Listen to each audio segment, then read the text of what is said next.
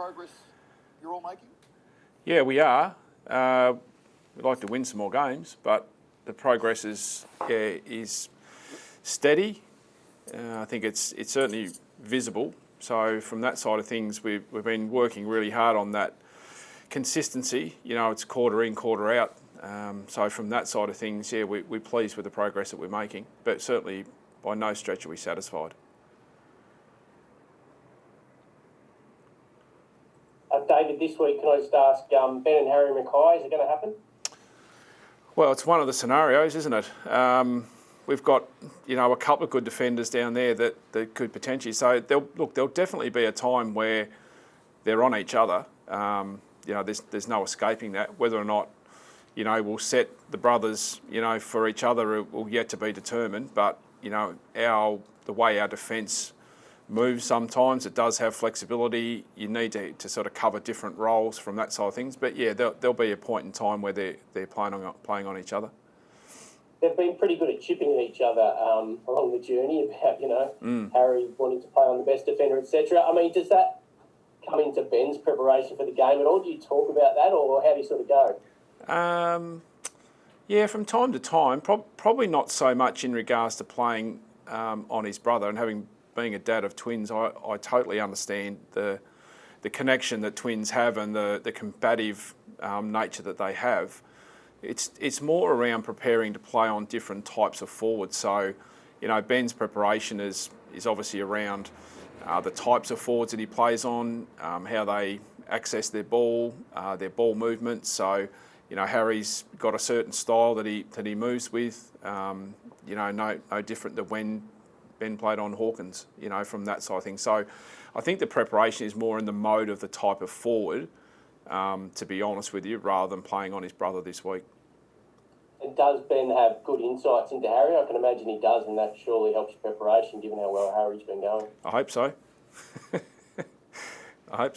I think as you're growing up, with each other, you see their games intimately. Now, they've both developed it within different clubs and at different points, at different ends of the ground. So, you would like to think that there's some understanding of each other from both sides, really. Does Ben Sorry, you go. Does Ben Cunnington come back in this week, David? Sorry, say that again, mate. Does Ben Cunnington come back in this week? Yeah, he does. So Ben did a load over the weekend, did a training session. So not a bad time for him to have a bit of a spell going into the last 4 or 5 games. But yeah, he'll be straight back in. And Jed Anderson as well. He's been building up his loads in the VFL. Is he a possibility? Yeah, I think both he and Jared are both chances, this week. So we'll look at the structure of that. Jared and Jed had a session here on Saturday morning with one of our staff members that stayed back. I think Boomer came in and did some footy work with them as well. So yeah, they're both ready for selection. How's Aidan Corr travelling at the moment, David? Is he any chance of playing again this season? I think by the time we get to the end of this week or next week, we'll have a better gauge. It's probably still unlikely. He did a running session this week, so it was great to get him back out on the paddock. So we'll wait and see how he pulls up by the end of this week. So it's been a bit of a mixture of cross-training, a little bit of on-land training. So it's great to see him progress. We're just waiting to see how that foot settles over the first bit of loading. We'll have a better idea when we get through to the end of the weekend, I think. How's everyone coping with the unusual situation everyone finds themselves in?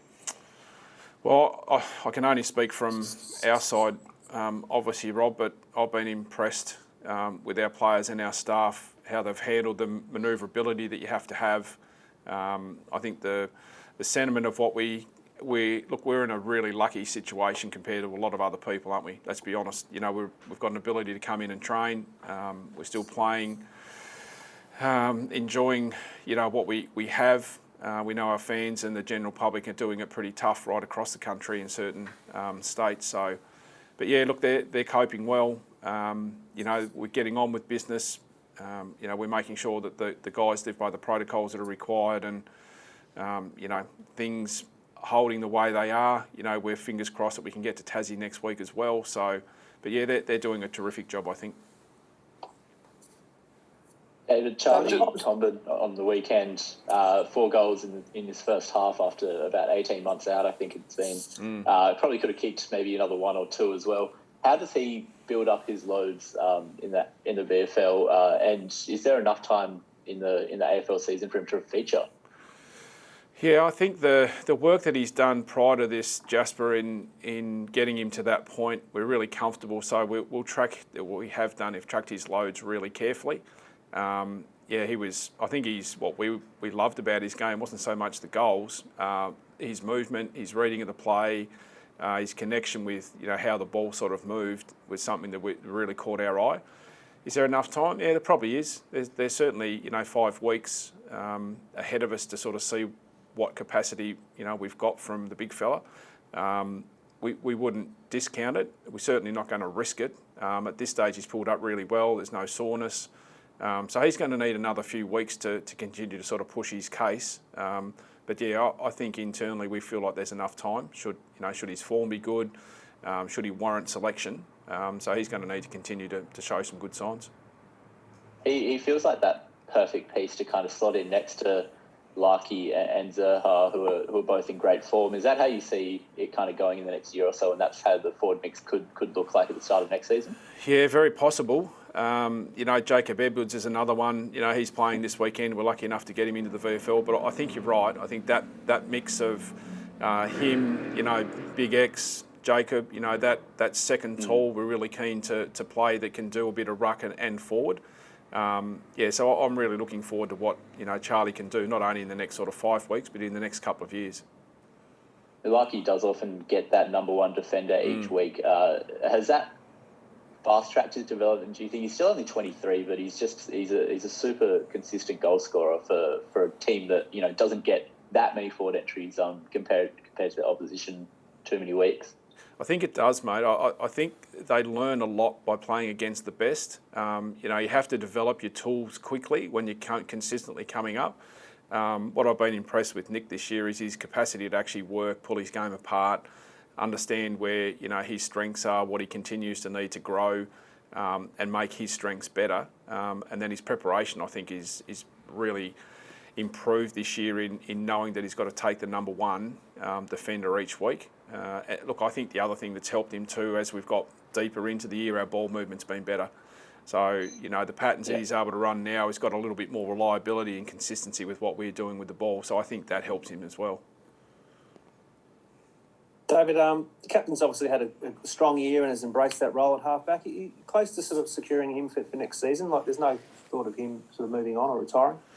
Yeah, I wouldn't have thought so, John. We probably, now you get into this part of the year, there's pretty regular list management discussions. So he's certainly one that's, in our early thoughts in list management. So I'm sure within the next few weeks we'll have some further indications around, where we're going with all of our senior guys. So, but yeah, I'm sure Brady will be across that with you guys in the coming weeks.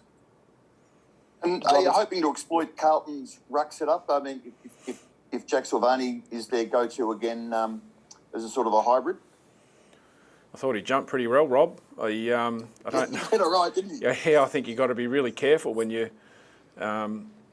look at those guys that come in as the second ruck. You can underestimate them at your own peril. They bring.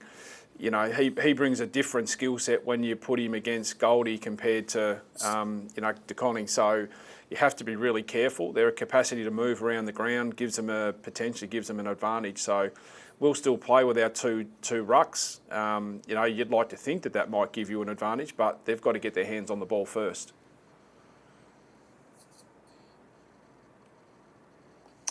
David, obviously rebuilding and wins and losses aren't the main thing, but you've obviously had 3 wins, a big win over in Perth and a draw. Would that ultimate result leave you happy, or do you feel that there should be a couple more wins or at least one more before the end of the season as like a sort of a baseline pass mark, I guess, for the year? Look, as we sit here, John, I'm probably not sure. I probably haven't reflected upon it, just at this point. We track our improvement regularly. We're chasing consistency with those quarters, as I sort of said to Rob before. I probably couldn't make an honest comment on that until we get to the end of the year, I think, and see what unfolds in the next 4 or 5 weeks. So there's certainly, we'd like to win more games, there's no doubt about in the back end of the year. We've got some teams that are in finals contention. They're always a great challenge to see that area that you've got to pitch yourself against, because they're starting to work themselves into maybe settling their team coming into the finals. We probably haven't sat and reflected at this point in time, and we certainly haven't reset where we're going for the last 4 or 5 weeks. More to say, more consistency with our offence and defence, more consistency in our quarters, and with an ounce of luck, that reflects in some more wins.